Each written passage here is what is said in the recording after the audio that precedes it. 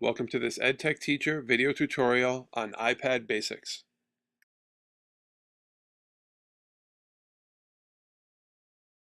At any point, you can rearrange the apps on your iPad. This is done simply by tapping and holding any app on your iPad home screen. In this case, I'll tap the Wolfram Alpha app. When you tap and hold, all of the icons on the screen will begin shaking. At that point, you can tap and drag any application into another folder or into a new location. If you drag two apps onto one another, they will automatically be put into a folder. This folder can then be renamed to specifically address the applications that are in that particular folder. You can easily drag applications out of a folder by tapping on the folder and then clicking and dragging an application out back to the home screen. To stop the icons from shaking, simply tap the Home button on the iPad.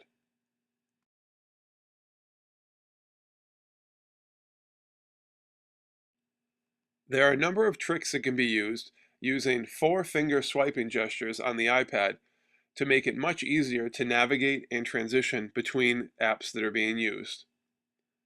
In this scenario, I'm going to open up a Pages document as if I was a student typing and working on a paper on my iPad. While a student is working on typing their paper, they may want to quickly jump to web browsing through Safari or the Chrome app to find content to include in their paper. So I'll close out the Pages app and open up Chrome. In this case, I'll search for the EdTech Teacher site by going to edtechteacher.org. This would be a typical scenario where students would want to quickly jump from searching to typing. By using a four-finger gesture of swiping up, I will reveal the dock on my iPad.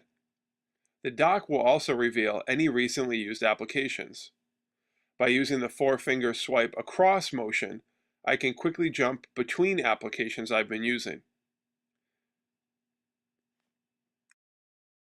By swiping up again with four fingers, I will reveal the dock in my iPad. This reveals all recently used applications. I can quickly scroll through and find any application that I've recently accessed on my iPad. Also, when I reveal the dock, this allows me to get to my Management tab. I can control the brightness of my iPad, the volume, and I can lock or unlock the screen orientation. And remember, this is done by taking four fingers and swiping up on the iPad screen. I also have the ability to close out applications. This isn't deleting applications, this is just closing them out. This is helpful if an application gets stuck or isn't operating the way it should.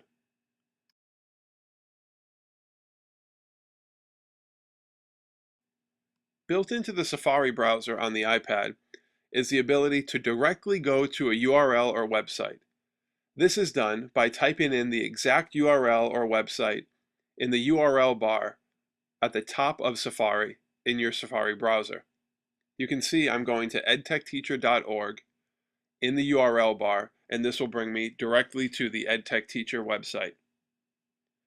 Once I'm here, built into Safari is the ability to bookmark. Use the small arrow icon next to the URL to create a new bookmark. This will allow you to quickly find any websites of interest when you return to Safari on the iPad. There you can see the EdTech Teacher bookmark on the bottom of the page.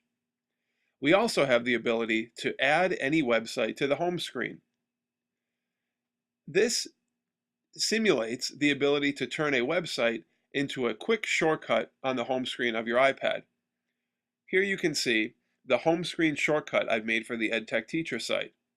Now, to access the site, all I have to do is tap that home screen shortcut. Here's another example of going to a specific URL in the URL bar at the top of Safari. Here I'm going to the edtechteacher.org/iPads page. If I know the specific URL, I can type it in the bar at the top of Safari. However, built into Safari is the ability to search Google. The Google search is in the bar on the top right of Safari. In this case, I'm searching Google for EdTech Teacher iPad as. You can see instead of going directly to the site, I get web results from this Google search. If you ever need to find an app or any content on your iPad, simply swipe the home page to the right with one finger, and then a search bar will appear.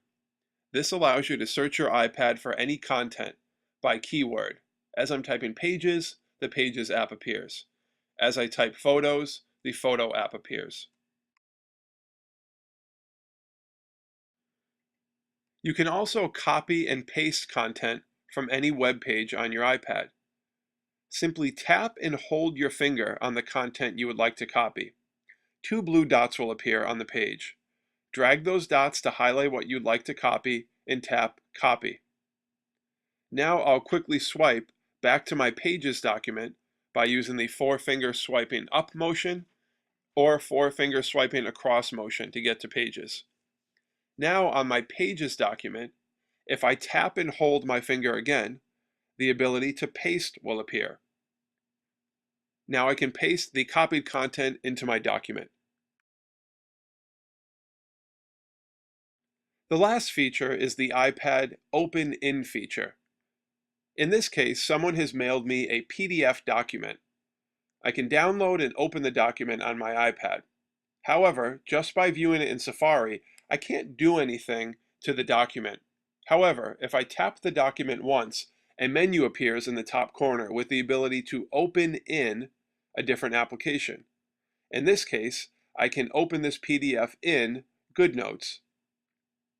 The iPad will automatically pull the PDF from Safari into the application of your choice. In this case, I'm pulling the PDF document into GoodNotes so I can make notations and write on the document.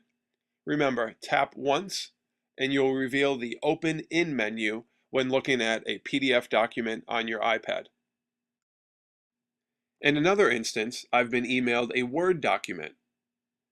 I can tap to open the document, and just like the PDF, I will have the option to open in a different application.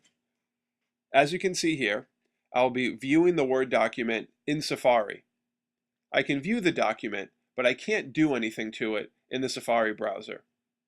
But if I tap the document once, my Open In menu will appear on the top toolbar, and then I can select an application to open this Word document in. In this case, I'll select Pages. I have the ability to open a Word document in Pages and add content to the Word document when I've opened it in the Pages app. Here you can see the document processing and opening in Pages. Once the document has completely processed, I can open the document and add typed content.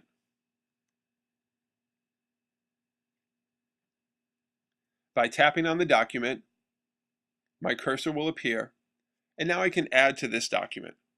Remember, when you're looking at a Word document in Safari, tap the document once to reveal the Open In menu, and then you can select a number of applications to open the Word document in on your iPad. Thanks for watching this EdTech Teacher video tutorial on iPad Basics.